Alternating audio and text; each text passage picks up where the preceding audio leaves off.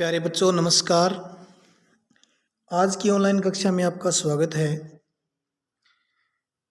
आज हम आपको बताएंगे कि हरियाणा शिक्षा बोर्ड भिवानी ने 8वीं कक्षा के लिए हिंदी विषय का जो पाठ्यक्रम निर्धारित किया है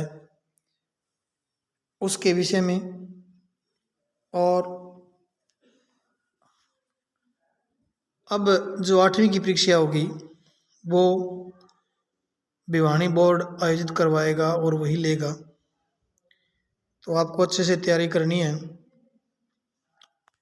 और अभी तक जिन बच्चों ने चैनल को सब्सक्राइब नहीं किया है वे चैनल को सब्सक्राइब अवश्य कर लें। आज से मैं पाठ्यक्रम के अनुसार आपको हिंदी का कार्य भी करवाऊंगा। तो देखिए, विशेष सभी प्रश्न क्षमताओं यानी पठन कौशल, लेखन कौशल एवं व्याकरण पर आधारित होंगे। पठन कौशल और लेखन कौशल यदि हमें किसी हिंदी को अगर सही ढंग से पढ़ना आता है तो हमारा पठन कौशल पूर्ण है, और हिंदी को यदि हम सही लिख लेते हैं तो हमारा लेखन जो कौशल है वो भी सही है। तो देखिए, इसमें टोटल भाग इन्होंने 4 भाग किए हैं पूरे सिलेबस के। प्रथम भाग में जो दिया है वो है जैसे भाग क। इस भाग में क्या विषय क्या है कि अपठित गद्यांश, जो आपकी हिंदी की पाठ में से, हिंदी की पुस्तक में से नहीं होगा वो गद्यांश, आपका जो है बिना पढ़े हुए अपठित होगा, वो कहीं से भी दिया जा सकता है। 2 गद्यांश होंगे। पहला जो गद्यांश होगा वो बहुविकल्पीय होगा। उनके जो उसमें पहले गद्यांश में से आपको जो प्रश्न दिए जाएंगे उन प्रश्नों में विकल्प दिए होंगे जिस प्रकार से अ ब स द होते हैं, और आपको छांट करके उनके उत्तर देने हैं। और जो दूसरा गद्यांश होगा उसके जो उत्तर हैं वो आपको लिखने होंगे छांट करके, और प्रत्येक गद्यांश 10-10 अंक का आएगा, यानी 2 गद्यांश आएंगे वो दोनों 20 अंक के होंगे। आपको उस गद्यांश को अच्छे प्रकार से पढ़ना है, और पढ़ने के बाद जो प्रश्न दिए होंगे उन प्रश्नों के उत्तर, एक गद्यांश के जो प्रश्न होंगे वो बहुविकल्पीय होंगे, उनके उत्तर विकल्प दिए मिलेंगे आपको, उनको छांटने हैं जो गद्य के अनुसार जो उत्तर होंगे, और एक में से जो लघु उत्तरात्मक जो प्रश्न होंगे उनके उत्तर गद्य में से छांट करके लिखने होंगे आपको। ये दोनों गद्य 20 नंबर के आएंगे। इसके बाद जो भाग ख है वो देखिए, ख भाग में ये लेखन कौशल से संबंधित होगा। इसमें जैसे 4 विषय उप विषय दिए हुए हैं आपके। पहला है पत्र लेखन, दूसरा है अनुच्छेद लेखन, तीसरा है कहानी लेखन, और चौथा जो इसका अनुभाग है वो है चित्र वर्णन। यानी 4 उप विषय रहेंगे इसमें। पत्र लेखन में क्या होगा कि कोई पत्र लिखा हुआ आ सकता है, और लिखे हुए पत्र में से जैसे 5 नंबर का देना है तो 5 उसमें खालिस्तान छोड़ देंगे वो, और खालिस्तान में आने वाले शब्दों को एक ब्रैकेट में लिख देंगे, और उन शब्दों को हमें पत्र में लिखना होगा कि पहले खालिस्तान में कौन सा शब्द आएगा, दूसरे में कौन सा आएगा। या दूसरा तरीका ये भी हो सकता है कि आपको 5 या 10 शब्द दे दें, उन शब्दों का प्रयोग करते हुए एक पत्र लिखना होगा। जैसे मान लीजिए आवश्यक कार्य के लिए 2 दिन की छुट्टी के लिए प्रार्थना पत्र लिखना है, और आपको 5 शब्द दिए मिल जाए, जैसे सविनय और अवकाश, कृतार्थ करें, इस प्रकार के 4-5 शब्द आपको दिए मिल जाएं और उन शब्दों का प्रयोग करते हुए हम पत्र लिख सकते हैं। दूसरा है अनुच्छेद लेखन। इसमें भी खालिस्तान दिए मिलेंगे और शब्द आपको खालिस्तान में भरने होंगे।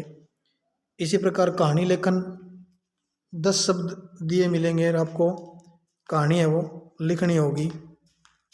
जिस प्रकार से कई बार समाचार पत्रों में इस प्रकार से आते हैं, शब्द दिए मिलेंगे और या कहानी दी हुई मिलेगी आदि, उसको पूरा करना होगा। एक प्रकार से रचनात्मक कार्य है ये, लेखन कार्य, लेखन जो कौशल है ये। और इसी प्रकार से एक चित्र दिया मिलेगा, उससे संबंधित 4-5 वाक्य दिए मिलेंगे।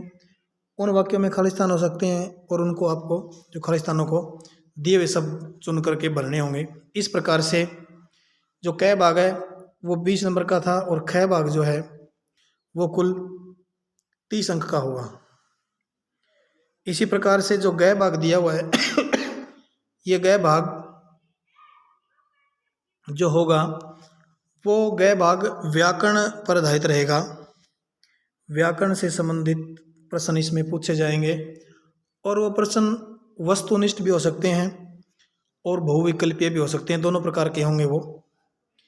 जिस प्रकार से ये पूछ लिया, मान लीजिए हम संज्ञा से करते हैं शुरू, कि किसी व्यक्ति, वस्तु, स्थान, भाव आदि को खालिस्तान कहते हैं और उसके जो उत्तर ऑप्शन में डाल दे सर्वनाम, संज्ञा, क्रिया, विशेषण, तो ये परिभाषा किसकी है? संज्ञा की है। तो मैं संज्ञा पे जो है निशान लगाना होगा, उत्तर देना होगा उसका।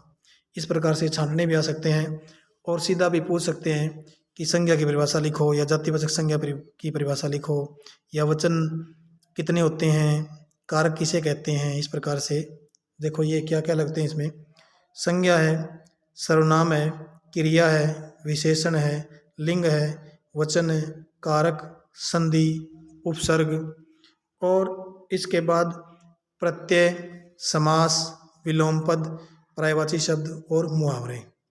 ये 14 उपविषय इसमें दिए हुए हैं जो आपके 30 अंक के होंगे ये भी। इसी प्रकार से प्रश्न प्रत्येक विषय उपविषय से लिए जाएंगे, जैसे संज्ञा से ले लिया, सर्वनाम से ले लिया, क्रिया से, विशेषण से, लिंग से, वचन से, कारक से, संधि से, उपसर्ग, प्रत्यय, समास, विलोम शब्द, पर्यायवाची शब्द और मुहावरे।